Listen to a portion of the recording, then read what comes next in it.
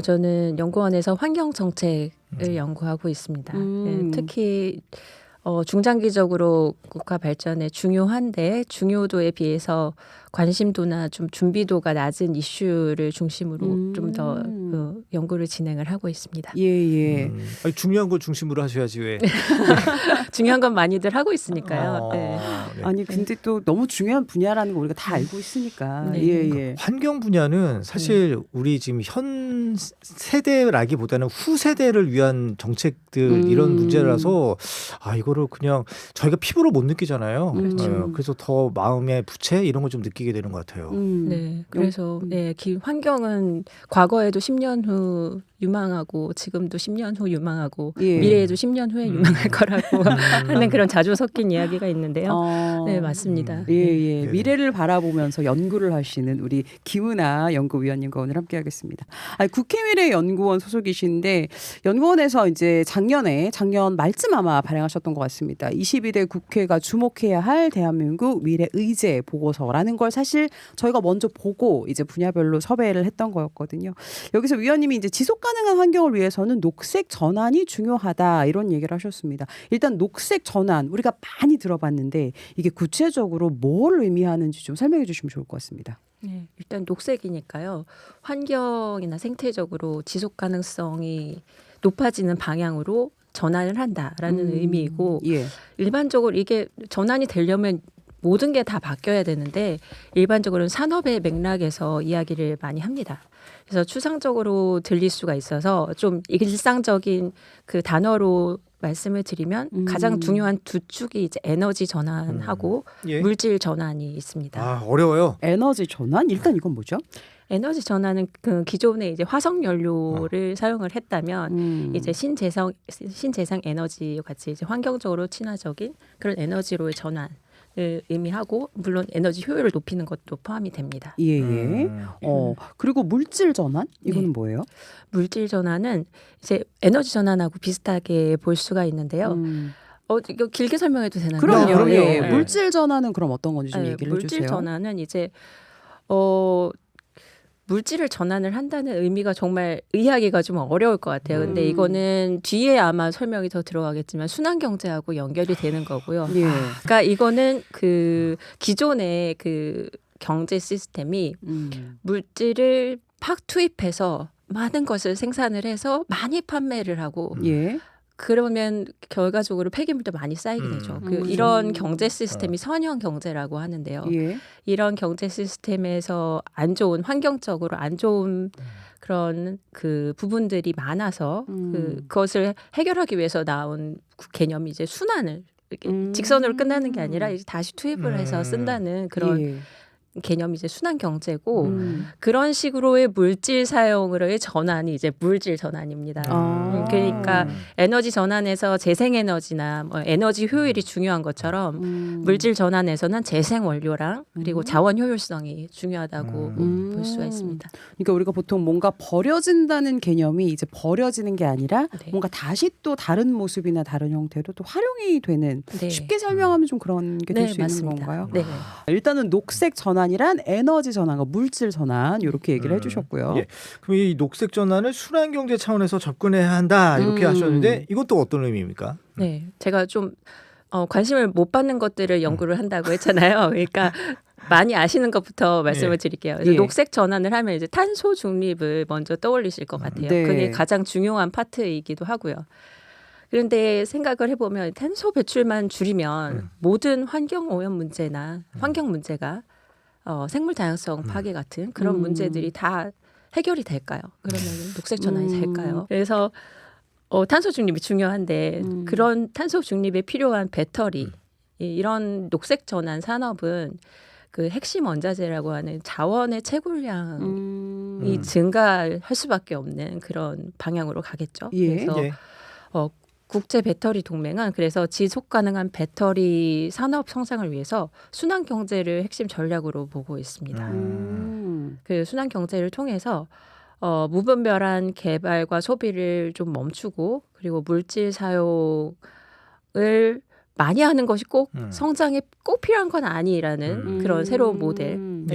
모델이라고 생각을 했습니다. 예. 무분별한 개발과 소비를 뭐 멈춰라.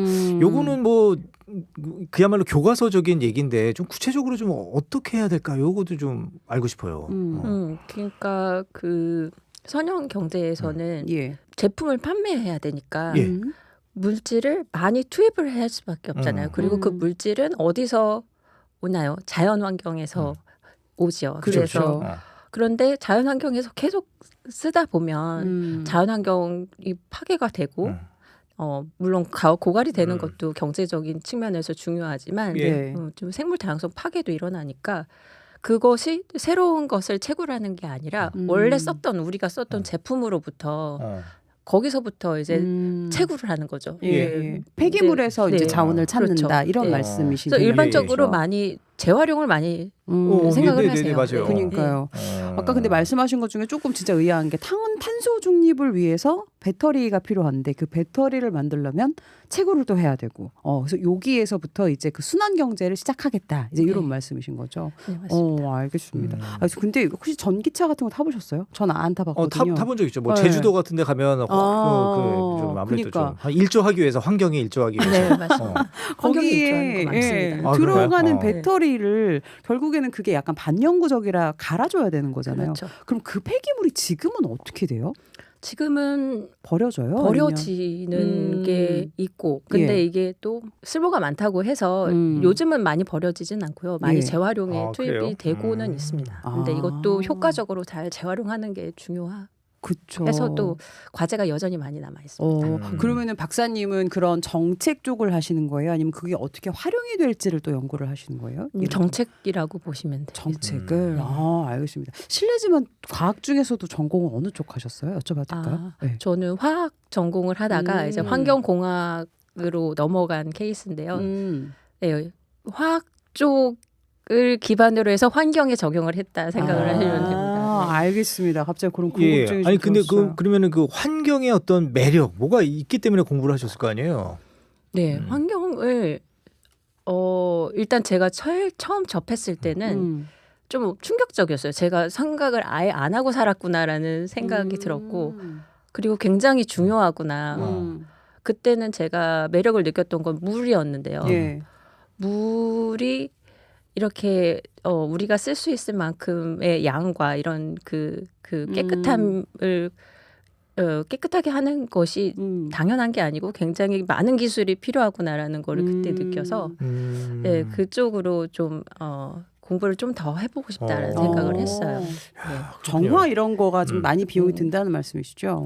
근데 그거는 이제 많이들 개발이 돼서요. 지금은 뭐 새로운 기술은 아니고 이제 요즘은 더 많은 더 미지의 영역들이 많이 발굴이 되고 있습니다. 알겠습니다. 다시 녹색 전환 얘기로 돌아와서 이 녹색 전환 과정에서 아까 핵심 원자재의 공급이 필수 요소다 이렇게 얘기하셨어요. 이거는 어떤 얘기예요? 이제 녹색 전환에서 아까 에너지 전환하고 물질 전환 말씀을 드렸는데 두 개가 같이 있어요. 그러니까 에너지 전환이 되면 이제 화석 연료 기반에서 이제 전기화가 되는 사회가 되죠. 그러면은 과거보다 많은 전기 제품을 생산을 하고 사용을 하게 되는데, 근데 그 산업들을 들여다 보면은 뭐 리튬, 니켈, 코발트 이런 그 핵심 원자재가 필요합니다. 아니 그렇다면 네. 이게 지금 녹색 전환 과정에서 뭐 이런 말씀하신 핵심 원자재 공급 이런 것도 필요하고 중요하다 이렇게 말씀하셨는데 뭐 좀 다른 얘기긴 합니다만 지금 미국의 트럼프 같은 경우는 완전히 화석연료 쪽으로 다시 되돌아간 거 아니에요? 역행하는 느낌이 좀 있어요, 사실. 맞습니다. 네. 그러면 지금 박사님 입장에서 이 분야를 연구하는 그 어떤 그 박사님 입장에서는 대단히 좀 황당하다고 좀 느껴질 수도 있을 것 같아요. 그렇죠. 네, 뭐 반대되는 방향이 너무나도 당연하고 많은 사람들이 걱정을 하고 있지만 4년만 버티자 이런. 그래요. 그렇죠. 일단은 마음 자세. 재선이 또는 안 되는 네. 지금 상황이긴 하니까. 그러니까 이게 어떤 시대 흐름이라는 게 있지 않습니까? 네. 그러니까 이제는 환경을 좀 중요시해야 되고 앞으로 친환경 그리고 말씀하신 대로 뭐 더 재활용이라는 측면에서 환경은 최우선으로 돼야 되는데 화석원료로 다시 뒤로 돌아간다는 게 이게 그냥 단지 환경 문제만에 있는 게 아니라 이게 파급 효과도 많을 것 같아요. 경제도 많은 영향을 줄 수 있을 것 같고 여러 가지 문제가 있을 것 같아요. 그렇죠. 지금까지는 어느 정도 이렇게 탄소 중립이 이렇게 탄력을 받고 이렇게 추진 동력이 많이 생겼는데 이제 예. 미국이라는 거대한 나라가 그거에 반대로 간다라는 게 이제 산업계에서는 이제 시그널이 그러면은 그 기존의 방향하고 좀 달라질 수도 있겠네 이런 생각을 하면서 좀 더 그렇죠. 소극적으로 맞아요. 투자를 할 수가 있겠죠. 그럼 아무래도 또 연구하시는 분야에도 또 영향이 있을 수도 있겠네요. 네, 아무래도 좀 영향이 있을 것 같습니다. 그렇군요. 그러면 좀 요거 관련해서 하나만 더 여쭤보면 그 미국의 정책이 그렇다고 화석 연료 쪽으로 정책을 잡았지 않습니까? 그렇다면 우리나라도 그렇게 가요? 어떻게 돼요? 설마 그러겠습니까? 음. 전 세계적인 그 흐름이 있고 음. 앞서 말씀드렸듯이 이제 4년이기 때문에 예. 그리고 또 대통령만 있는 건 아니지 않습니까? 미국이 예전에도 음. 트럼프가 있었을 때 그 취임을 했었을 때 일기 정권 때도. 네, 일기 정권 예. 때도 뭐 파리 협약에서 탈퇴를 하고 그랬음에도 불구하고 거기는 민간에서 기술 개발이나 뭐 그 친환경 산업이 또 나름 또 빨리 발전을 했어요. 그래요? 그래서 뭐 대통령 혼자서 그런다고 해서 뭐 방향이 바뀌거나 그럴 것 같지는 않습니다. 그렇군요. 예. 알겠습니다. 근데 요 얘기하기 전에 아까 우리가 그 배터리 관련해 가지고 뭐 리튬, 니켈, 코발트 이런 자원 얘기하셨는데 우리나라 사실 거의 이런 자원들 다 수입하고 있잖아요. 네, 맞습니다. 지금 미국 얘기했지만 사실 중국 의존도 높고 지금 미국 중국과의 관계도 너무 복잡한 상황인데 이런 경우에 이게 사실 수입의 문제도 사실 영향을 많이 미칠 것 같긴 해요. 네. 예. 우리나라는 그 자원이 너무 없다는 건 너무나도 잘 아는 그렇죠. 사실이죠. 예. 특히나 이런 그 앞서 말씀드린 핵심 원자재는 중국 의존도가 매우 높습니다. 그러니까요. 아주 높게는 90%까지 의존도가 높은 게 있고 그런데 이게 우리나라 문제만은 아니에요. 그래서 전 세계적으로 중국의 의존도가 높다고 인식을 해서 중국 정치적으로 좀 중립적으로 표현하기 위해서는 특정 국가의 의존도를 낮추기 위해서 예. 많은 정책들이 발표되고 있습니다. 그럼 그럴 때는 새로운 지역을 다시 찾으세요? 아니면 대체품을 찾으세요? 아니 또 상황에 따라 다를까요? 이제 가장 그 빠르게 해결할 수 있는 거는 이미 그 있는 그 다른 나라에 어디에 이런 똑같은 자원이 있는지를 예. 살펴보고 예. 그쪽으로 이제 다른 채널을 찾는 거죠. 그래서 수입 다각화 예. 이런 것들이 가장 빠르게 우리가 해결할 수 있는 방법이 되겠습니다. 그럼 중국을 대체할 만한 나라가 좀 유력한 나라가 어디예요?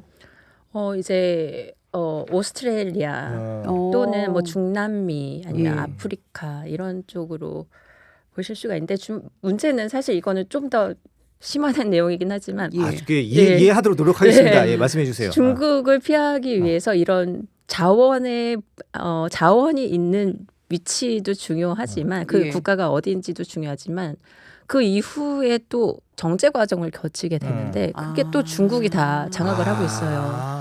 그렇죠. 원료 그대로 쓰는 게 아니죠. 네, 그래서 쉽지 않은 문제입니다. 그래서 수입 다각화를 하긴 하지만 광산을 다른 데를 찾더라도 그 다음에 또 중국으로 가게 될 가능성이 높아서. 그렇군요. 혹시 북한에도 이런 뭐 광물 자원 되게 많지 않습니까? 북한은 어떻습니까? 네, 북한에는 네, 물론 우리나라 지금 남한보다는 훨씬 많은 자원이 있고, 네, 그러니까 남북 관계가 여튼 좋아지면 그거를 좀 활용할 수 있는 방법은 있는 거네요. 네, 그렇습니다. 근데 또 워낙 영토가 아까 말씀하신 데보다는 많이 또 좁긴 하니까 네, 맞습니다. 그런 관계들은 그렇고 알겠습니다. 그러면 아까도 앞에서부터 이제 중요한 산업 배터리 분야라고 하셨는데 안정적인 공급 이게 제일 중요하긴 하겠어요. 그런 거에 대해서 좀 어떻게 생각하세요? 네, 그 배터리 쪽이 이제 녹색 전환 산업에서 가장 전 세계적으로 이제 각광을 받고 있는 성장이 굉장히 빠르게 있을 거라고 예상이 되는 산업이 배터리입니다. 우리나라도 배터리가 국가 전략 산업이고 그런데 배터리 안에 그 광물 자원이 이제 엄청 많이 들어가야 되는 그런 상황이죠. 그런데 생산을 하려고 해도 이게 부족하면 이제 경쟁력이 이제 낮아질 수가 있잖아요. 그래서 그 측면에서 배터리 산업만 보더라도 굉장히 이제 핵심 원자재 공급 안정성이 중요하다라고 제가 보고서에 썼던 것 같아요. 아니 우리나라는 전혀 없는 거예요, 이런 자원이? 아예 매장량이 없어요? 실질적으로 없다고 이게 경제성을 따져서 이제 채굴을 할 만한가까지도 고려를 하기 경제성은 때문에 중요하죠. 그래서 일단은 쓸 수 있는 건 지금 없다라고 보시면 됩니다. 모든 자원은 아니지만 거의 대부분이 없다라고 보시면 됩니다. 그렇군요. 아니 그럼 이렇게 말씀하신 대로 핵심 원자재 공급이 조금 안정적으로 이루어지려면 아무래도 조금 아까 말씀하신 이제 정책이나 제도적인 부분이 분명히 뒷받침이 돼야 될 텐데 이런 쪽으로는 좀 어떻게 연구하고 계세요? 일단은 그 해외에서 어떻게 준비를 하고 있는지를 살펴봅니다. 예. 그래서 가장 먼저 준비를 한 데는 이제 유럽 연합 같은 경우에는 이제 핵심 원자재 리스크가 얼마나 되는지를 굉장히 오랫동안 연구를 했어요. 그래서 그 연구 결과에 기반해서 2024년 5월에 핵심 원자재법이 이제 발효가 됐고요. 예. 미국은 뭐 상황이 조금 유럽하고는 다릅니다만 그래도 이제 이런 자원 안보가 중요하다고 생각을 해서 국방 물자 생산법을 개정을 해서 이런 핵심 원자재 공급 안정성을 확보하는 쪽으로 네. 이제 제도를 강화를 했습니다. 심지어 중국도 있습니다. 네, 중국도 그 핵심 원자재 공급 안정성을 강화하기 위한 법들, 정책들을 발표를 하고 있어요. 예, 예. 근데 박사님, 이런 거 관련해서 우리나라 같은 경우는 그 담당 정부 부처가 환경부에만 국한되는 게 아니죠. 이 부분은 산업 그죠? 부가 산자부. 그렇죠. 메인이 됩니다. 예, 예. 네. 그래도 이제 협력을 좀 아무래도 하기는 할 것 같은데. 하기는 하는데 여전히 산자부 중심으로 되어 그래요? 있어서 그럼 컨트롤 타워가 산자부로 가야 되는 거예요? 네, 내용을 봤을 때 환경하는 사람 입장에서는 조금 아쉬운 부분들이 많죠. 하지만 이제 자원 부분이다 보니까 그런 그렇네요. 부분이 있군요. 아니 그럼 방금 말씀하신 대로 EU에서는 뭐 핵심 원자재법 그리고 미국, 뭐 중국, 뭐 국방 물자 생산법. 우리나라는 그럼 또 뭐 준비된 거 있었어요? 네, 2023년에 첨단 산업 글로벌 강국 도약을 위한 핵심 광물 확보 전략이라는 굉장히 거창한 전략으로 예. 이 제목을 달고서 발표를 했고요. 예. 그리고 2024년 초에 자원안보 특별법이 통과를 했고 이제 2025년부터 이제 시행이 됩니다. 네. 이게 시행이 되면 뭐가 달라지는 거예요? 그러면? 가장 중요하게 거기서 다루는 거는 이런 아까 말씀드린 핵심 원자재보다는 석탄, 석유, 천연가스 이런 그 전통적인 에너지 자원을 얼마나 비축하고 수급 안정성을 높일 것인가에 대한 내용이 되게 많이 포함이 되어 있어요. 예. 자원 안보 특별법 이게 이제 올해 2025년부터 발효가 된다는 거고요. 알겠습니다. 좀 뭐 시간이 없겠는데 뭐 질문 하나만 더 마지막으로 할까요? 네, 요즘 뭐 ESG 경영 진짜 많잖아요. 뭐 언론사마다 뭐 캠페인도 하기도 하고 많은 한때 분들이 정말 많았죠. 맞아요. 예. 근데 이게 바로 녹색 전환과 관련이 있는 거죠? 네, 맞습니다. 왜냐하면 ESG의 E가 환경이거든요. 예. 환경을 의미하고 그렇기 때문에 ESG는 당연히 녹색 전환하고 관련이 있습니다. 예, 그리고 예전에는 ESG라고 하면은 무슨 사회공헌 파트에서 뭔가 이렇게 기업의 수익하고는 별로 관련이 없지만 사회에 뭔가 기여한다는 그런 기업 이미지를 맞아요. 향상하는 그런 차원의 활동을 이제 생각을 하시게 되는데 분위기가 많이 바뀌었어요. 이제는 좀 더 압박을 느끼는 그런 요소로 이제 ESG 경영이 의무적으로 해야 되는. 네, 왜냐하면은 최근에 발표되는 뭐 ESG 공시제도, 뭐 공급망 실사 지침 같은 그런 제도의 내용을 들여다보면은 이제 일정 규모 이상이 되면은 이런 그 예전 같으면 이제 재무 정보를 이제 공시를 해야 되는데 그거랑 마찬가지로 의무적으로 ESG 정보를 이제 공시를 해야 되는 그런 상황이고 그 말인즉슨 이제 선택이 아닌 의무가 되는 그런 상황이 되고 있죠. 예. 그래서 예전에 한창 ESG 경영이라는 말도 많았거든요. 어떻게 보면 약간 그런 것 중에 하나인 건가요? 네, ESG 경영이 예전에는 그 환경 경영이라고 해서 무슨 인증 뭐 14001 뭐 이런 인증을 받고서 우리 환경 경영한다 이런 식으로 좀 대응을 했던 부분들이 있었을 거예요. 근데 거기에 국한하는 게 아니라 요즘엔 더 중요한 거는 기업에서 탄소 배출을 얼마나 하느냐. 기후 변화로 인한 이 기업의 리스크가 얼마인지 이런 것들을 정말 이게 숫자로 이거를 보여줘야 되는 그런 상황이에요. 그래서 기업은 되게 부담을 많이 느끼고 있겠죠. 그렇군요. 근데 이게 의무화가 지금 되어 있는 거예요? 그럼? 지금은 아니고 점차 그렇게 되는 방향성을 가지고 있습니다. 유럽이 가장 먼저 그거를 실시를 할 거고요. 이제 미국, 뭐 우리나라, 뭐 여러 나라가 이제 발표를 해요. 나무. 저희는 잠시 후 4부 다시 옵니다.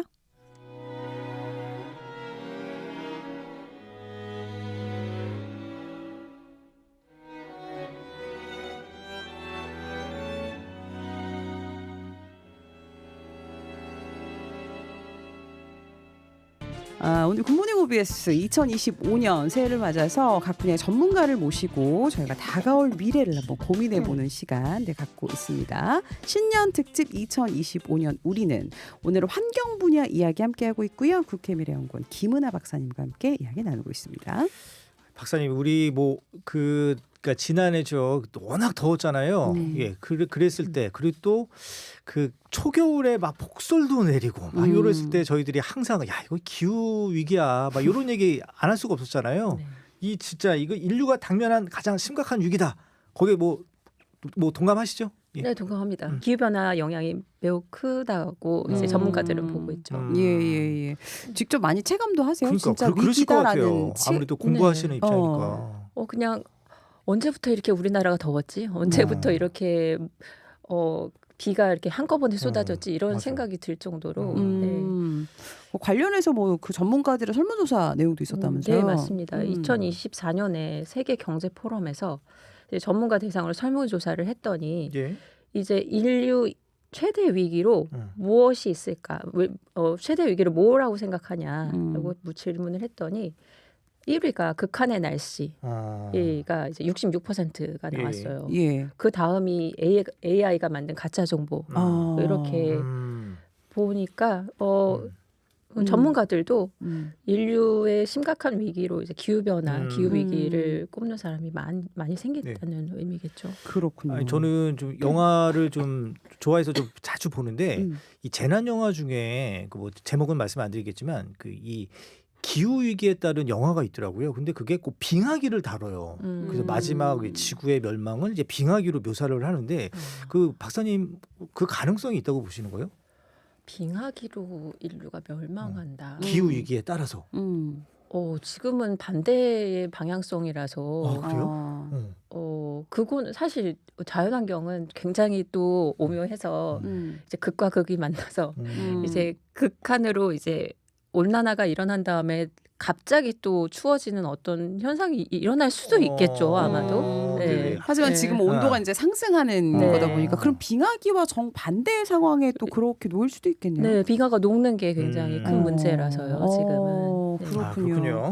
예. 알겠습니다. 아니 근데 지구 온난화를 해결하기 위해서 꼭 필요한 것 탄소 중립 아마 이 얘기도 많이 들어보셨을 겁니다. 3부에는 녹색 전환이 무엇인지 설명해 주셨다면 지금 이 4부에는 탄소 중립이 뭔지 요거 조금 쉽게 한번 풀어주십시오. 네, 우리가 정치적인 중립은 얘기 많이 하는데.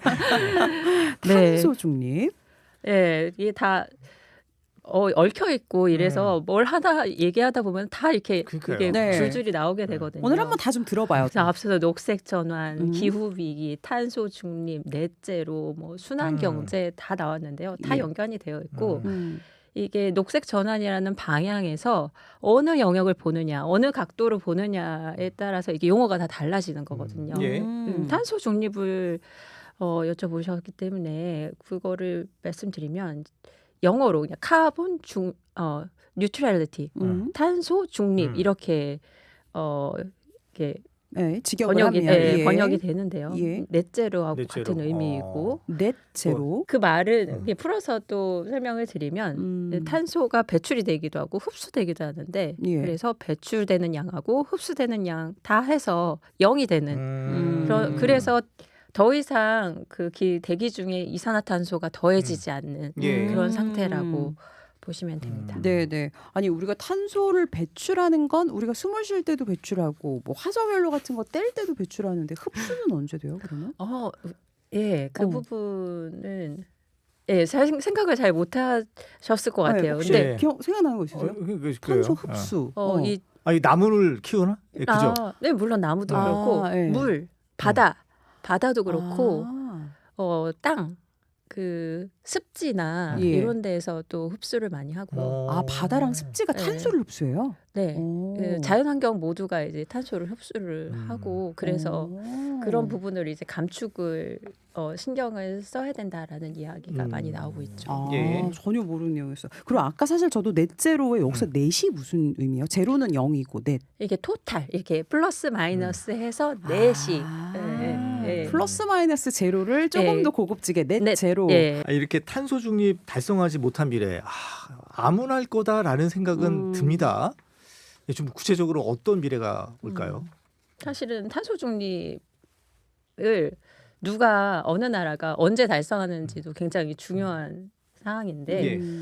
만약에 긍정적인 것부터 말씀을 드리면 예, 이제 예. 가능성이 매우 희박하긴 어. 합니다만 모든 나라가 2050년까지 탄소 중립을 달성하는 경우에는 이제 2100년이 됐을 때 평균 온도가 0.1도씩 증가하는 그런 상황이 되고 매년 그건 매년이 아니고 이제 2100년에 지구 평균 온도가 산업화 전에 비해서 1.5도 증가하는. 근데 더 안 좋은 상황인 거예요? 아니, 안 좋은 상황인데 그래도 상승폭이 아주 적다는 네, 얘기죠. 적다. 예. 그런 얘기죠. 예. 이게 파리 협정의 목표치입니다. 어차피 이거 온도가 올라가는 건 어쩔 수 없는데 이 네. 속도를 최대한 좀 지연시키고 늦춘다. 네, 맞습니다. 2100년까지 1.5도 상승. 근데 이게 아주 긍정적인 시나리오라면 네, 달성이 예. 매우 불가능할 거로 아, 불가능에 예. 가깝다고 지금 보고 있고 예. 그러면은 가장 가능성이 높은 그러니까 지금 현재의 추세를 그대로 예, 그쵸. 따라간다면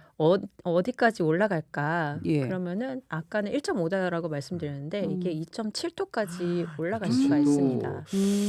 뭐 1.7도 차이인데 뭐 그렇게 별로 클까? 그러니까. 별로 체감이 안 되죠. 예, 맞아요. 네. 왜냐하면 이미 2024년도에 1.5도 올랐거든요. 네.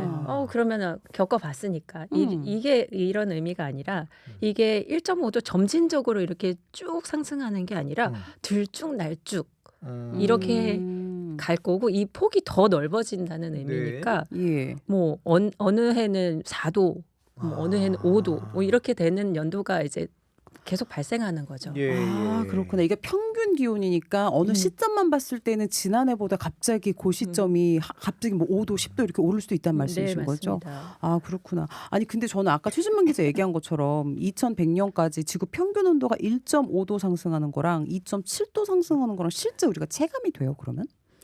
네, 맞습니다. 이게 1.5도 예전에는 2도라고 목표치를 정했는데 그 이유가 있거든요. 그때 거기까지는 그래도 인류가 버틸 수가 있는데 그걸 넘어가게 되면은 그 파급 효과가 어마어마하게 되기 때문에 그 전 배출량을 그 2도씨에 맞춰서 배출을 해야 된다라고 목표치를 관리를 하고 있는 거거든요. 네네네. 그렇구나. 실제 우리가 좀 이렇게 체감할 수 있는 것들도 있어요? 네. 환경이 바뀐다든지, 뭐 농작물이 네. 바뀐다든지, 뭐 이런 맞습니다. 것들. 뭐 앞서서 뭐 폭염 얘기 말씀을 하셨잖아요. 예. 그래서 이미 우리가 얼마나 힘든지를 좀 맛보기를 했다고 예. 볼 수가 있고요. 예. 더 온도가 더 올라가면 더 큰 고통이 있다는 것을 또 의미를 하고 예. 이미 뭐 동해에는 오징어가 안 잡힌다. 맞아요. 금값 금오징어, 네. 금징어. 네, 그리고 뭐 토마토 가격도 뭐 전 세계적으로 오르고 이런 거는 이제 예시고 많은 농수산물 가격이 많이 올랐어요. 예. 그러니까 물가가 많이 올라가는 거를 피할 수가 없고 이제 우리가 많이 봤던 반찬들이 바뀌겠죠. 맞아요. 아니 근데 진짜로 요즘은 대구 사과는 진짜 옛말이라고 하더라고요. 점점 올라가서 강원도에서도 네. 이거 한다고 하니까 맞아요. 야 이거 정말 심각하다라는 생각이 좀 들어요. 그러니까 저도 배송할 때 보면 그 앞에 지명이 있잖아요. 그 지명이 바뀌고 네. 품종도 올해는 작년에도 그렇고 좀 달랐어요. 부사 별로 없고 네. 홍로 같은 게 더 많이 나고 이런 것들이 좀 차이가 많이 나긴 하더라고요. 네, 맞습니다. 뭐 그런 사과 종류 바뀌는 거 우리가 적응을 할 수가 있지만 수산물도 보면은 어느 순간 보면 수입산이 대부분이에요. 맞아요. 네. 네. 아니, 근데 네, 박사님 맞습니다. 요거 관련해서 탄소 중립 관련해서 우리 미세먼지 얘기를 좀 하고 싶은데 근데 저는 요즘 환경이 안 좋다 그래도 어느 순간 그러니까 아마 코로나를 기점으로 하는 것 같아요. 하늘이 좀 맑지 않나요? 그리고 예전에는 코로나 이전에는 정말 미세먼지가 너무 심해서 창문을 닫아놓는 경우가 많았는데 요즘은 맑은 날이 많아요. 그건 왜 그런 거예요? 아무래도 코로나 때 그 미세먼지가 줄은 건 확실히 있어요. 그때 비행기도 안 뜨고 네, 하니까. 안 만들고 안 돌아다니고 이러니까 그렇죠. 확실히 오염물질이 적어졌는데 예. 그 이후에는 또 다시 올라갈 아 그래요? 수밖에 없죠. 아. 네. 일상으로의 회복이 네. 미세먼지를 또 많이 만들어냈군요. 네.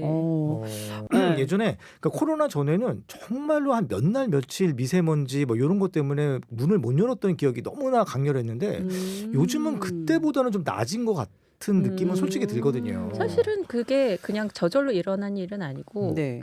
2018년도 그 전후해서 미세먼지 대책 뭐 이런 정책들이 많이 발표됐잖아요. 예. 그래서 그 자동차 같은 경우도 노후 경유차 이런 것들 맞아요. 운행 못하게 하고 여러 가지 그런 거? 것들을 했어요. 뭐 석탄, 뭐 화력 발전소 뭐 예. 이렇게 가동 중단이라든지 예. 뭐 여러 가지 것들이 다 합쳐져서 그래도 그나마 예전보다는 좀 나아진 아. 상황이 되지 않았나 싶습니다. 그런 노력의 결실을 지금 최진만 기자가 느끼고 있는 거네요.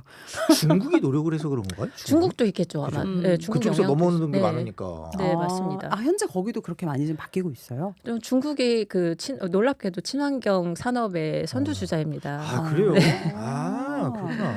왠지 이미지가 네. 좀 너무 죄송합니다만은 아닌 것 같았는데 많이 노력을 하고 있군요. 네, 태양광 음. 패널 생산이라든지 전기차 생산, 예. 중국이 1위입니다. 그렇죠. 전기차. 맞네. 전기차가 그 뭐 테슬라 이런 것도 다 거기가 제일 그 맞아. 판매량 1위, 제일 그 큰 시장이라고 하잖아요.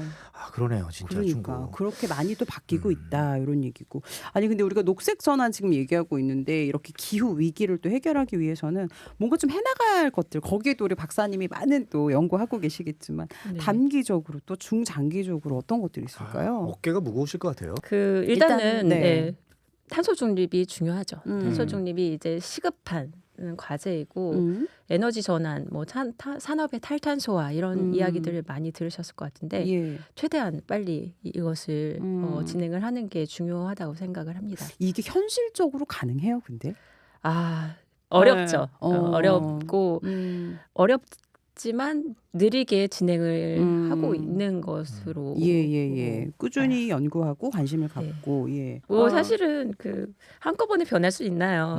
저희도 적응을 해야 되고 그 최소한으로 하는 노력이 중요한 맞아요. 거겠죠. 네. 근데 한편으로는 사실 이런 거 뭐 이게 어느 정도 도움이 되겠어 이런 생각도 솔직히 들어요. 뭐 저기 뭐 분리수거 한다고 해서 어느 정도 도움이 되겠어. 일회용 한다고 해서 에이 뭐 지금 뭐 제가 어느 정도 될까 뭐 이런 생각 솔직히 하거든요. 중요합니다. 중요해요. 네, 사실은 뭐 그 건건의 그 행동이 중요하기도 하고 그런 마음가짐도 굉장히 중요하거든요. 그러니까 그렇군요. 우리가 생활 속에서 실천하는 게 벌써 좀 많이 달라지긴 했어요. 하다못해 저는 그 페트병을 버릴 때도 진짜 겉에 라벨지를 안 뜯으면 이제 이상할 정도로 그런 걸 맞아요. 한다든지. 나쁜 사람 되는 것 같아요. 그죠? 그러니까 반드시 해야 될 것 같아요. 이거를 꼭 해야 하는 의무처럼 느껴지는 자체가 좀 인식의 변화가 생긴 것 같고 예. 이렇게 이런 탄소 중립을 위해서 우리가 뭔가 아까 말씀하신 탈탄소화 산업 부분에서는 또 에너지 전환 얘기하셨지만 좀 중장기적으로는 그래도 우리가 좀 실천할 수 있는 거 바뀌어야 되는 거 뭐가 있을까요? 중장기적으로는 이제 소비 문화, 라이프 스타일, 저희 마음가짐 뭐 이런 말씀을 드렸는데 네. 그게 중장기적으로는 굉장히 중요하다고 생각을 해요. 그 폐기물 재활용 앞서서 말씀드렸던 거는 정말 최소한의 것이고 예. 사는 것부터 이제 인식을 이게 꼭 필요한 건가? 필요한 것만 사고 사면 오래 쓰고 다시 쓰고 에너지 소비도 최소한하고 이런 것들이 이제 일상생활에 스며들어야 되고 근데 이런 것이 또 그 의무라고 생각을 하셨잖아요. 그 소비자의 의무감만으로는 안 되고 그런 그렇죠. 것들을 도와주는 그런 것을 더 쉽고 재밌게 뭐 이렇게 만드는 그런 산업이 또 생겨야지 예. 더 잘 굴러갈 수 있을 거라고 생각합니다. 아니 마지막으로 우리가 이렇게 앞으로 깨끗한 지구 아까 말씀하신 대로 우리 후대를 위해서 계속 유지해야 될 텐데 이 관심 가져야 될 뭔가의 화두를 이렇게 항상 새해 되면 그런 거 하잖아요. 뭐 키워드 제시하든지 화두를 제시하든지 그런 거 하나 해주신다면 어떤 거 있을까요? 여기서 제가 미리 질문을 받아서 고민을 굉장히 열심히 했어요. 이 파트에서. 예.